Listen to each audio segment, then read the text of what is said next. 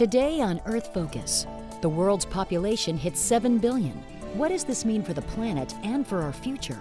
Suzanne Ehlers, Executive Director of Population Action International, shares her insights with correspondent Miles Benson. Coming up on Earth Focus. Suzanne Ehlers, we've now hit the 7 billion mark in population. What does that mean to you? It means a lot of things. It's, because it's a milestone that garners such unbelievable press and media attention. It was an incredibly important moment for those of us in the movement to harness that energy, harness that attention, and really begin to tell the new story of population growth moving forward and the way in which it relates to climate change, other development concerns, water and food security. Your organization has been in this fight for 45 years, but the population is growing, and it's growing faster all the time. Does that mean you've been unsuccessful? I wouldn't make the link between a growing population and the idea that family planning hasn't worked. Think about the world without family planning and without those interventions, and we wouldn't be at a population of 7 billion. We'd be much more than that. So there has been incredible success in the movement in getting us to where we are today, which is still a huge world population, but one that I would argue is a lot smaller and hurtling toward equality maybe more quickly than it would be without these key interventions. Some people might say that we don't have to worry about world population growth, that technology will come up with all the answers we need. You want to feed the people, we'll have genetically modified crops of all kinds. What do you say to those arguments? I have a lot of hope and aspiration for the human species that will figure out those solutions, those alternatives, those answers. I think what's important to me, to PAI, is that the numbers matter and we can work out fixes around them, but people are at the heart of those numbers. And if we at this size world population have unbelievable inequality throughout the world, unbelievable injustice, gross violation of human rights happening the world over, how is that going to get better with an increased world population? It's not about sort of controlling population. It's about giving women the tools they need, because we found time and time again that when you give women the tools, they make the right decisions. They opt for smaller families. They opt for as many kids as they can feed, take care of from a health perspective, and send to school. Everybody wants more for their kids than they had for themselves. And the way that you make sure that formula plays out in a way that works is by giving women the tools they need around family planning. So for me, it's less about, sort of a fix to food security or water availability, and more a real focus on justice, equality, and rights, and pacing population growth so that we can best meet those needs. Is there something we're not doing that we should be doing? We too often, or too seldom I should say, hear from the reality on the ground. What's happening to small island nations? What's happening in countries where rainfall patterns have changed so dramatically that crops aren't yielding what they used to?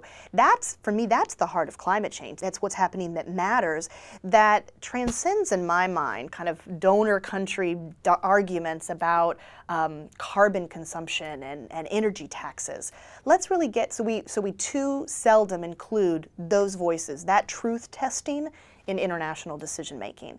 And I think we also too seldom include the voice of women, who are unbelievable agents of change, who have throughout their existence been forced to find innovative and creative solutions to problems. Women are inventors. They're unbelievable advocates for themselves, their families, and their communities.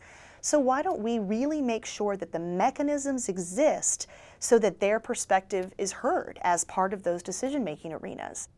If we could freeze the population at 7 billion, no more growth, it still wouldn't solve the problem of continuing climate change. What has to happen? It's a huge ask of well-off communities to have them think about scaling back, sort of minimizing, buying green, going with electric cars. I mean, we have seen in the last 10 years a huge energy around this green movement here in the United States, but some would argue that it's come too late, that we needed that energy 30 years ago. I think it's a good thing, and I think that momentum should continue and build. But I think we also need to think about the energy consumption of an American family overnight being practically what the energy consumption of a Tanzanian family is over 1 year. And those people deserve to get out of energy poverty. They deserve to have electricity at night.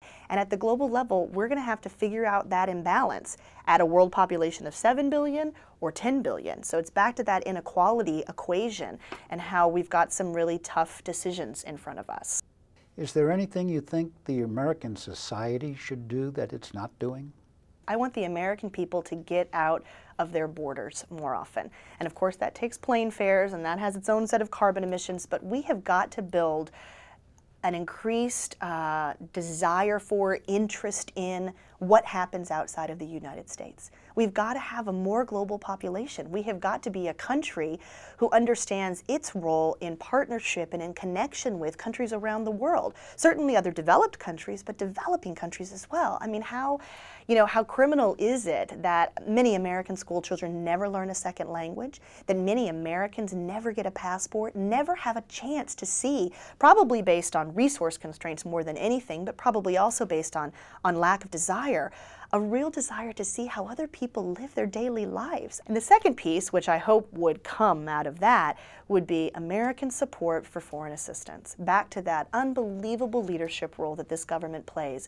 And I wish every American were as proud of that legacy as they should be. It's an enormously important endeavor that our government has been committed to for decades. I'm proud of it. It's a fraction of the budget. We talk about invading, Iraq, and in a second, we spend in Iraq what we would spend on a year of foreign assistance. It's got to be something that the American people see as development, but how it links to diplomacy and it absolutely supports defense, that those 3 Ds are interchangeable. What do you think that the American population needs to understand about the links between climate change and population growth that they're not getting? Women are central agents in their family. They're the ones who are, sometimes the only ones tending the fields, collecting firewood, making sure the family is fed. I mean, they're the ones who are really supporting the bulk of work to keep the household and the family sort of alive. And climate change makes that work harder. They're yielding less crop from the field that they inherited from their father or their grandfather. They're definitely traveling greater distances to collect fresh water, which is not always drinkable water.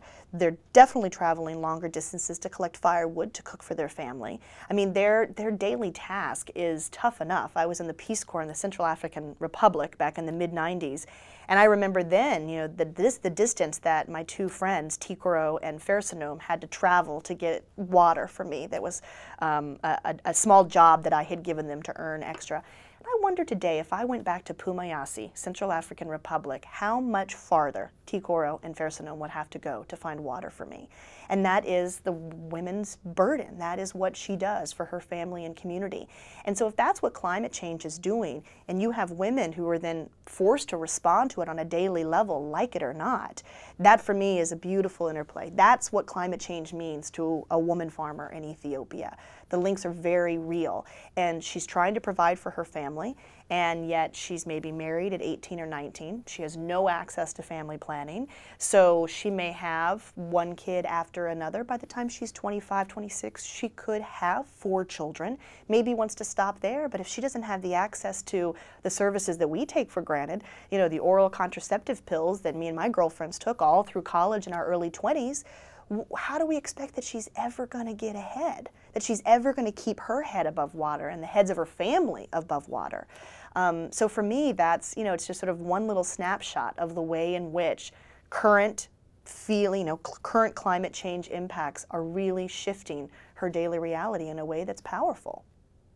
Suzanne Ehlers, thank you very much. Miles, it was a pleasure. Thank you.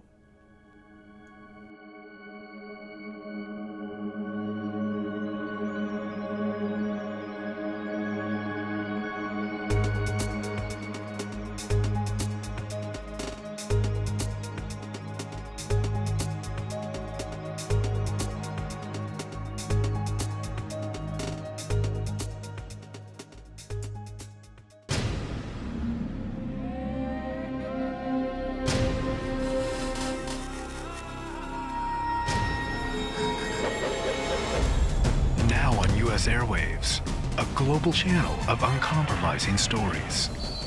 World news, documentaries, entertainment, and culture. Link TV, connecting you to the world. For more information, visit linktv.org.